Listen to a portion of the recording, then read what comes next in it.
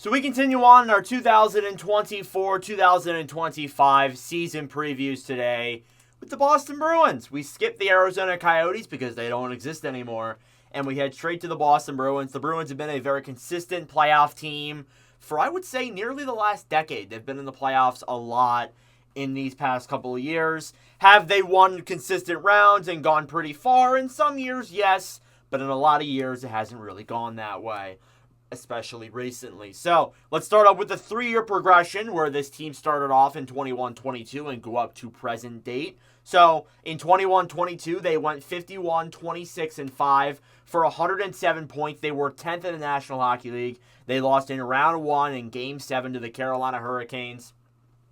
It was a year where they were a wild card spot. Even though they were 10th in the NHL, they were still a wild card team, and their eventual fate went to the Hurricanes in 7 games. That following year was one of the best seasons we would ever see from the Boston Bruins and ever in the NHL regular season-wise. They went 65-12-5, for 135 points.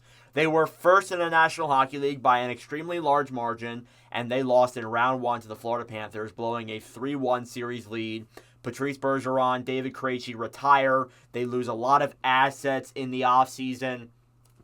And in 23-24, some expected them to fall off. And they did. They did regress by nearly 30 points, but that was expected. However, they still made the playoffs with a 47-20-15 record. For 109 points, they were 7th in the NHL. They beat the Leafs in 7 games in round 1, and they ended up losing in 6 games to the Florida Panthers in round 2. So, again, this Bruins team has been a very consistent playoff team the last couple of seasons. They have just really struggled to do and have that success in the playoffs in recent years, especially since that Cup final run in 2019. So, it was yet again another offseason where the Boston Bruins saw a lot of arrivals, a lot of departures, a lot of hard decisions to make. And it was a big part of that. Let's start off with the departures list first because that's a longer list. You got Linus Ullmark, Pat Maroon, James Van Riemsdyk, Jason Megna, Jake DeBrusk, Milan Lucic, Danton Heinen, Derek Forbort, and Kevin Shattenkirk.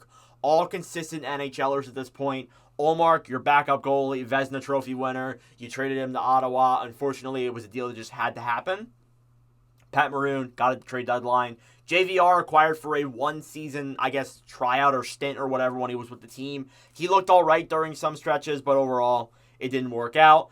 Magna, good fourth-line guy. DeBrusk has been saying vocally he didn't want to leave. He wanted to leave Boston for a while. He finally gets the opportunity to do that through free agency and goes and signs with Vancouver. Obviously, Lucic dealt with things during the season we won't get into. Heinen also left for Vancouver too. Forbort, just a depth defender, and same with Kevin Shattenkirk. So overall, I would say their only big loss is Linus Ullmark. I guess you could count Jake DeBrusk in there. The rest of them are kind of just depth pieces that were lost over time and just guys that were brought into the trade deadline and overall didn't really work out. So your arrivals list is definitely way shorter, but there are some good names on here. Jonas Korpisalo, Elias Lindholm, Nikita Zadorov, Mark Kastelik, and Max Jones. So, again, I'll start with Korpisalo. Korpisalo we'll get into a little bit later when we talk about the goalie situation in Boston. But at least as of right now, he will be your backup goalie. I think that, honestly, Korpisalo, even though he had a horrible year last year with Ottawa, I think that he definitely can have somewhat of a bounce-back season this coming year with the Bruins as a backup, because I don't know if he's really necessarily a starting goaltender, but regardless, still, not a horrible acquisition. That's the price you have to pay for Ullmark. You get Elias Lindholm to a good contract right now. Again, the Lindholm and Zadorov contracts, they were looked at as bad when they were signed, but they're actually not. They're good in the short term, at least as of right now. So those guys will really help out their D-core and their offensive depth. And Kastelik and Jones kind of just, fourth-line depth players. Kastelik's a fighter. Jones will fit in there on that fourth line. Not too bad. Not too bad of ads. Even though the Korpisalo contract isn't very ideal, it's something you just have to deal with for the foreseeable future. Maybe they can move him again in another trade. We'll see. Regardless, let's get into the line projections here. These are from Daily Faceoff, so don't come at me. I didn't make these lines whatsoever. But it does show that this Bruins team definitely got better on paper. You started with their top 6. We'll go in that direction first. Pavel Zacha, Elias Lindholm, David Pastrnak, Brad Marchand, Charlie Coyle, and Morgan Geekie, sorry. So, the Geekies I get mixed up all the time. But, again, that first line, I think Marchand would probably move up to the first line. Again, I didn't make these lines. But, again, Lindholm, already a first-line center. It shows how weak the center depth was in Boston prior. I'm really interested to see what he's going to do. I think he's going to fit in really well in that Boston core. And I think that it's going to be exciting to watch him for sure. And I mean, the center depth already on this team is weak as it is. So getting someone like Lindholm, I think, is a very good add. And it makes a good first line, adding there with Pastrnak. Again, Geekie getting top 6 minutes. He looked impressive last year. We'll see what he can do getting that top 6 time. Your bottom 6, Trent Frederic, Matthew Poitras, Justin Brazeau, Max Jones, Johnny Beecher, and Mark Kastelik is your bottom 6. Your extra guy, I only have one listed here. It's Vinny Lettieri. He gets some time in the NHL for sure. But regardless, that third line is young.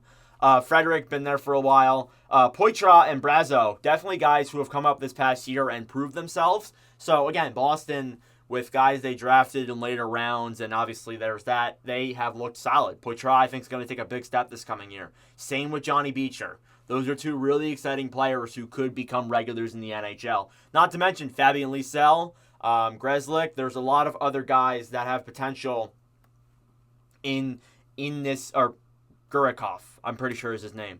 But there's a lot of potential there with your young guys in Boston. But obviously, they're not too big of name guys. So we'll see what Boston can do there. I like their bottom 6. It's definitely not the best depth in the league, but it's still one of the better depths in the NHL. I've always liked Boston for that. I've liked Boston for the way they compete.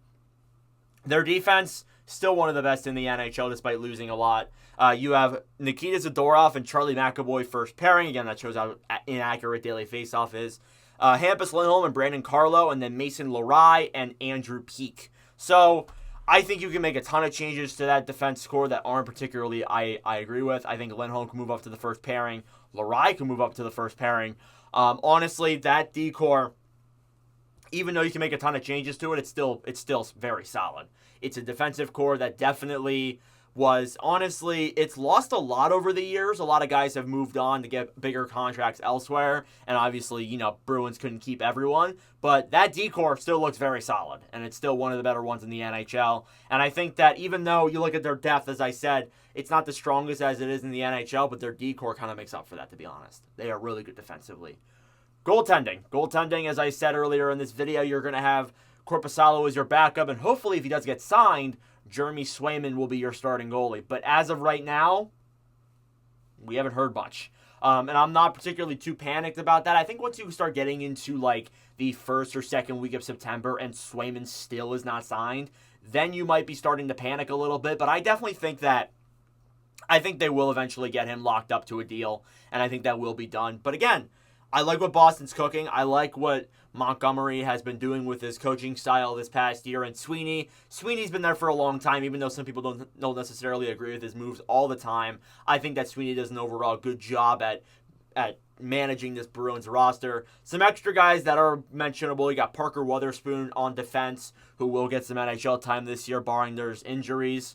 It's predictable. There's injuries for every team. And then you also have Rick DiPietro as well as a guy who is a third-string goaltender who could get some time this year, or Bussy as well. So there's a lot of chances there. So again, Boston, I definitely think they're a playoff team. It's just a matter of who they're playing first round, where they finish in the division.